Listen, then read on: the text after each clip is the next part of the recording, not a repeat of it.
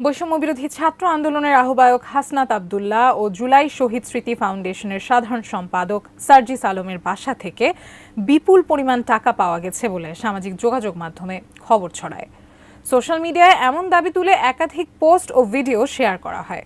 সেখানে দাবি করা হয় সার্জিস আলম ও হাসনাত আব্দুল্লাহর বাসা থেকে যথাক্রমে 100 ও 200 কোটি টাকা পাওয়া গেছে। আসলে কি তাই? এ নিয়ে কি বলছে ফ্যাক্ট চেক, জানাচ্ছেন এসআই রাজ। আমাদেরকে কেউ দাবায় রাখতে পারবে না। চতুর্দিক থেকে ষড়যন্ত্র করা হচ্ছে। সার্জিসের বাসায় 200 কোটি টাকা পাওয়া গিয়েছে, হাসনাতের বাসায় 100 কোটি টাকা পাওয়া গিয়েছে।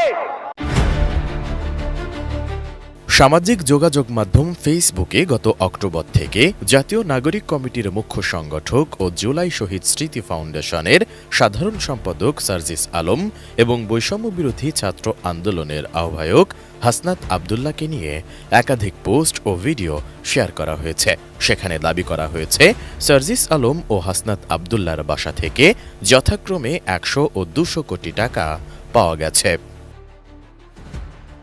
এমন দাবিতে ফেসবুকে একাধিক পোস্ট শেয়ার করা হয়েছে।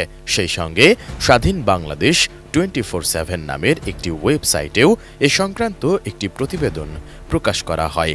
তবে রিউমার স্ক্যানার টিমের অনুসন্ধানে জানা যায় সার্জিস আলম ও হাসনাত আব্দুল্লাহর বাড়িতে 200 ও 100 কোটি টাকা পাওয়ার তথ্যটি সঠিক নয়, বরং বৈষম্য বিরোধী ছাত্র আন্দোলনের কেন্দ্রীয় নির্বাহী কমিটির সদস্য মোহাম্মদ তরিকুল ইসলামের দেয়া একটি বক্তব্যের খণ্ডিত অংশ প্রচার করে আলোচিত ভুয়া দাবিটি উপস্থাপন করা হয়েছে।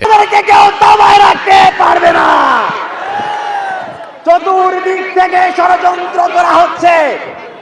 সার্জিসের বাসায় 200 কোটি টাকা পাওয়া গিয়েছে, হাসনাতের বাসায় 100 কোটি টাকা পাওয়া গিয়েছে।